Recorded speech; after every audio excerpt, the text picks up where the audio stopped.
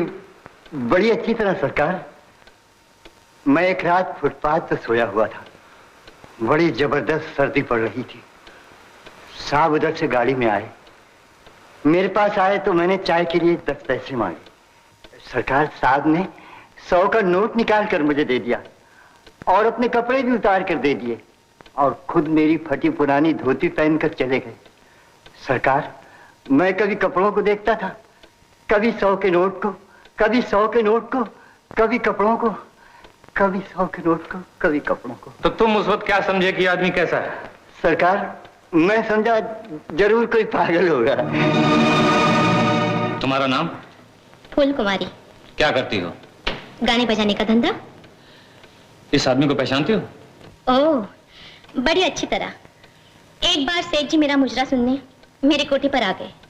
मुजरा सुनने के बाद मुझे तन्हाई में ले गए और फिर मेरी राम कहानी पूछनी शुरू कर दी कि तुम कौन हो, किस मजबूरी से ये धंधा कर रही हो, तुम ये बाजार छोड़कर घर क्यों नहीं चली जाती? और फिर बगैर मांगे 1 लाख रुपए का चेक काटकर मुझे दे दिया। सिर्फ गाना सुना था? जी हाँ। किसी किस्म की छेड़खानी? जी नहीं, हम तो कलाकार लोग हैं। कला की इतनी बड़ी कीमत? खैर, इतनी बड़ी रकम हाथ में लेने के बाद तुमने इस आदमी के बारे में क्या सोचा? यही कि जरूर कोई पागल होगा। तुम्हारा नाम? मेरा नाम छोटू पहलवान है जी। तुम सेठ बलराज के बारे में क्या जानते हो? अजी, सेठ तो ये अभी अभी बना है। कल तक तो ससुरा दाल रोटी बेचता था। वकील साहब, एक दिन मैं इसके होटल में खाना खा रहा था, जरा सा मखौल मजाक हो गया तो इसने मेरी वो पिटाई की कि मैं अपनी पहलवानी भूल गया। सोचा था बच्चू हत्ते चढ़ जाए तो बदला लूंगा, लेकिन एकाएक ही जब ये मिल वाले सेठ का पोता बन गया तो अपना चलता होटल मुझे मुफ्त में दे गया। वकील साहब, तो तुमने ये सोचा होगा कि ये जरूर कोई देवता है। देवता? और ये तो पहले भी पागल था और अब भी पागल है। Your honour, please note this point. दुनिया में हर कोई एहसान फरामोश नहीं होता। सेठ बलराज ने जिसको अपना चलता हुआ होटल मुफ्त में दे दिया, वो भी उसे पागल ही समझता है। बलराज, सिवाय गायत्री के बयान के हर बयान तुम्हारे खिलाफ है। अपनी सफाई के लिए अगर तुम चाहो तो अदालत की तरफ से तुम्हें वकील दिया जा सकता है।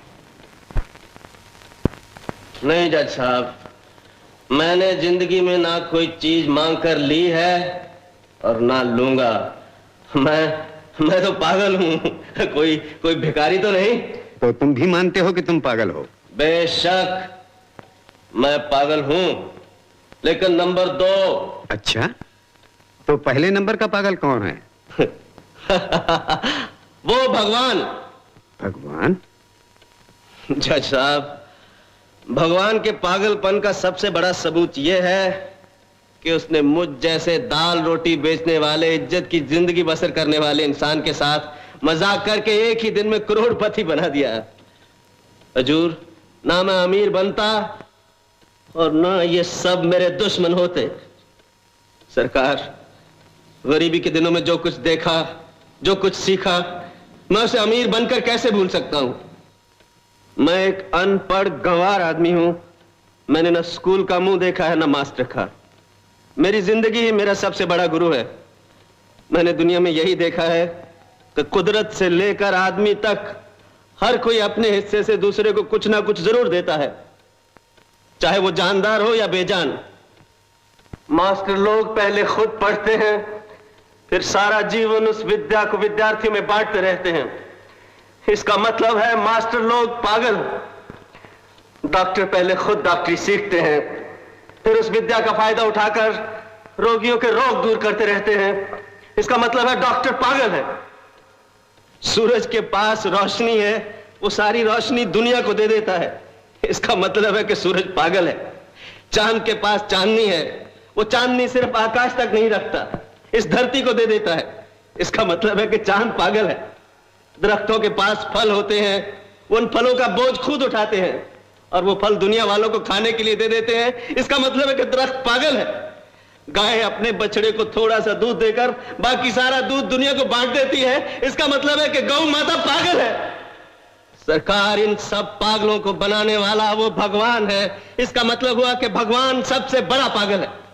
और बाकी रही पागल नंबर 2 की बात, यानी कि मेरे पास तो न विद्या है, न रोशनी है, न चांदनी है, सिर्फ दौलत ही दौलत है। सरकार, इसकी मुझे जरूरत नहीं थी, इसलिए मैंने इस दौलत को जरूरतमंदों में बांटना शुरू कर दिया। एक भिखारी को मैंने आदमी होने के नाते सर्दी से बचने के लिए रुपए और कपड़े दे दिए। इसका मतलब है किसी की जरूरत से ज्यादा मदद करना पागलपन है। एक तोय फूल कुमारी को इज्जत की जिंदगी बसर करने के लिए मैंने 1 लाख रुपया दे दिया ताकि वो कोठे से उठकर घर में आ जाए और शराफत की जिंदगी बसर कर सके। इसका मतलब यह हुआ किसी पर जरूरत से ज्यादा रहम खाना पागलपन है।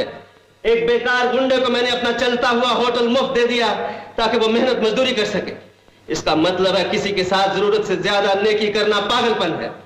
जज साहब, अगर मैं चाहता तो अपने दादा की जायदाद का मालिक बनकर इकबाल नाथ, सतवंती, खन्ना साहब और पंडित जी को धक्के मारकर घर से निकाल सकता था, क्योंकि मैं जानता था कि गिद्ध तो मुर्दे का मांस खाते हैं और ये जिंदा आदमी को खा जाए। सरकार, फिर भी मैंने इनकी इज्जत की, अपने घर में रहने दिया, खाने को दिया। इसका मतलब है कि मैं पागल हूं, मैं पागल हूं, मैं पागल हूं, मैं पागल हूं। बलराज, मैं अपना फैसला सुनाने से पहले तुमसे एक सवाल करता हूं। फर्ज करो तुम जज हो, कानून का तराजू तुम्हारे हाथ में है और तुम्हारी जगह मुल्जिम के कटहरे में मैं खड़ा हूं और बार बार अपनी जुबान से यह कह रहा हूं कि मैं पागल हूं, पागल हूं, पागल हूं, तो तुम मेरे बारे में क्या फैसला करोगे? क्या सवाल किया है जज साहब? कानून तो एक किताब है जिसकी ना आंखें होती हैं ना दिल। वो तो गवाहों के बयान को ही सच मानेगा हुजूर, और आपको भी पागल करार दे दिया जाएगा। ये एक पागल का फैसला है।